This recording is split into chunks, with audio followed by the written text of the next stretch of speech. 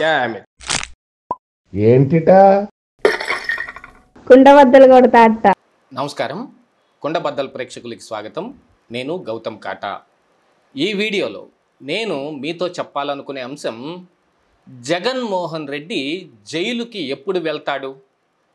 తాజాగా ఆయన ఘోర పరాభవం చెందిన తరువాత, కేవలం 11 సీట్లకే పరిమితం అయిపోయిన తరువాత ఆంధ్రప్రదేశ్ రాష్ట్రంలో ఉన్న చాలామంది విపక్ష నాయకులు కానీ ప్రజల్లో కానీ మెదులుతున్న ఒక అంశం, జగన్మోహన్ రెడ్డి ఇకనైనా సరే కోర్టుకు అటెండ్ అవ్వాల్సిన అవసరం ఉంది, ఈ కేసులన్నింటినీ త్వరితగతిన తేల్చాల్సిన అవసరం ఉంది అని అందరూ భావిస్తున్న ఈ తరుణంలో తాజాగా తెలంగాణ హైకోర్టు నుంచి కొన్ని ఉత్తర్వులు వచ్చాయి.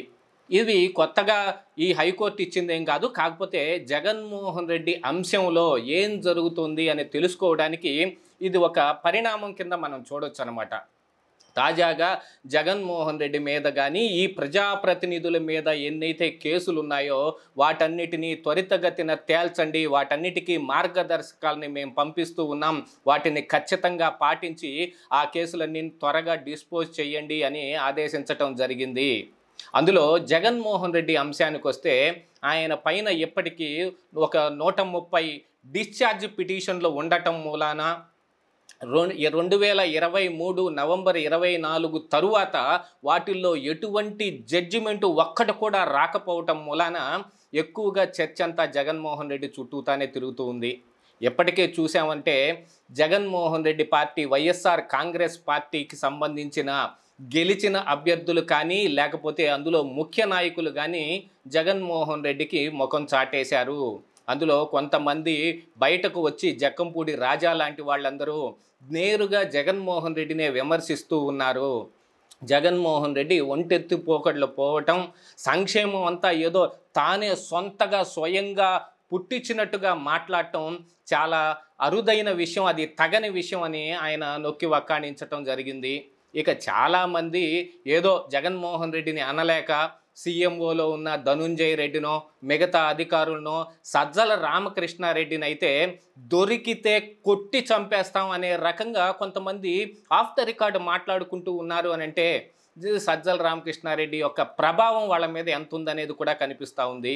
మరి ఇక్కడైతే సజ్జల రామకృష్ణారెడ్డి సొంతగా తానేమీ చేయలేకపోయినా జగన్మోహన్ రెడ్డిని చెప్పిందే చేసినప్పటికీ కూడా జగన్ మీద ఉన్న కొద్దో గొప్ప అభిమానం ఈ సజ్జల రామకృష్ణారెడ్డి మీద విపరీతమైన కోపంగా మారిపోయింది.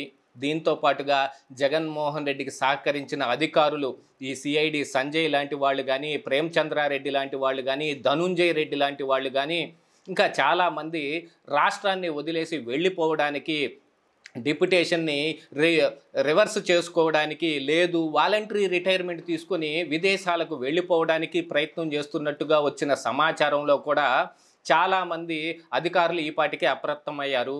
దాంతోపాటుగా ఈ ఆఫీస్లో ఉన్న ఏ ఫైల్స్ అయితే ఉన్నాయో వాటిని మాయం చేసే విధంగా కొన్ని చర్యలు చేపట్టబోతూ ఉంటే అప్రమత్తమైన సిబ్బంది దాన్ని ఆపటం కూడా జరిగింది. అటువైపు ఎవరూ రాకుండా, ఆ సిస్టమ్స్ని కానీ ఆ సర్వర్ని కానీ ఎవరు ఉపయోగించుకోకుండా వారందరికీ యాక్సెస్ కట్ చేయటం కూడా జరిగింది. ఇక జగన్మోహన్ రెడ్డి కేసుల విషయానికి వస్తే, జగన్మోహన్ రెడ్డి తాను సీఎంగా ఉన్నాను కాబట్టి కోర్టుకు రావడానికి అత్యంత ఎక్కువ ఖర్చు అవుతుంది కాబట్టి, అది ఆంధ్రప్రదేశ్ రాష్ట్ర ప్రజల నెత్తిన భారంగా పరిణమిస్తుంది కాబట్టి నాకు ఉపశమనం ఇవ్వమని కోర్టును అడిగాడు. దాంతోపాటుగా ఆయన మీద ఎన్ని వాయిదాలు ఉన్నాయో 3000 పైచిలకు వాయిదాలను కూడా ఆయన అటెండ్ కాకుండా ఉన్నా కూడా కొంచెం ఆయన పట్ల సీతకన్నుతోటే వ్యవహరించారు ఈ న్యాయ వ్యవస్థ కూడా అనే అపవాదుని న్యాయ వ్యవస్థ మూటగట్టుకోవడంతో, దాంతోపాటుగా ఇప్పుడు కేంద్రంలో కూడా జగన్మోహన్ రెడ్డికి అన్ని విధాలా సహకరించే మోడీయే అడకత్తర్లో పోకచెక్కలాగా మిగిలిపోవడం, చంద్రబాబు నాయుడు, నితీష్ కుమారు లేదా ఎన్డీఏలో ఉన్న మిత్రపక్షాలు, భాగస్వామ్య పక్షాలు ఏవైతే ఉన్నాయో వాళ్ళ బలం మీద ఆధారపడటం మూలాన ఇంకా ఆంధ్రప్రదేశ్ రాష్ట్ర ప్రజల్లో జగన్మోహన్ రెడ్డిని మోడీ వదిలేస్తాడు, దాంతోపాటుగా చంద్రబాబు నాయుడిని జైలుకు పంపించిన దానికి ప్రతీకారం తీరాలి అని అంటే జగన్మోహన్ రెడ్డిని మళ్ళీ జైలుకు పంపించాల్సిందే అనే విషయంలో కూడా చాలామంది చర్చోపచర్చలు జరుపుతూ ఉన్నారు. ఇక ఇప్పుడు తాజాగా తెలంగాణ హైకోర్టు నుంచి వచ్చిన ఉత్తర్వుల ప్రకారంగా అయితే జగన్మోహన్ రెడ్డి ఇక మీదట తప్పనిసరిగా కోర్టుకు అటెండ్ అవ్వాల్సిన పరిస్థితి ఏర్పడుతుంది. తొందరగానే ఈ కేసులు డిస్పోజ్ అవటానికి, ఇందులో ఉన్న ఛార్జ్షీట్ పట్టానికి, సాక్ష్యాధారాలని వెరిఫై చేయటానికి వీటన్నిటికీ ఆస్కారం కనిపిస్తూ ఉంది. ఇక ఆంధ్రప్రదేశ్ రాష్ట్ర ప్రభుత్వం నుంచి ఏమైనా సహాయ సహకారాలు కావాలి అని అంటే మరి గవర్నమెంట్ మారింది కాబట్టి, ఇప్పుడు చంద్రబాబు నాయుడు గవర్నమెంట్ రాబోతోంది కాబట్టి వాళ్ళు అన్ని విధాల జగన్మోహన్ రెడ్డి మీద ఖచ్చితమైన సాక్ష్యాధారాలని సంపాదించి కోర్టులో ప్రొడ్యూస్ చేయటానికి లేదా సిబిఐకి సహకరించడానికి వీళ్ళు అన్ని విధాల సమాయత్తంగా ఉంటారు. కాబట్టి ఏదో ఒకనాడు జగన్మోహన్ రెడ్డి అతి తొందరలోనే జైలుకు వెళ్ళబోతూ ఉన్నాడు అనే ఊహాగానాలు ఒకంత నిజమయ్యేలాగే కనిపిస్తూ ఉన్నాయి. ఇదే ఈరోజు కుండబద్దలు.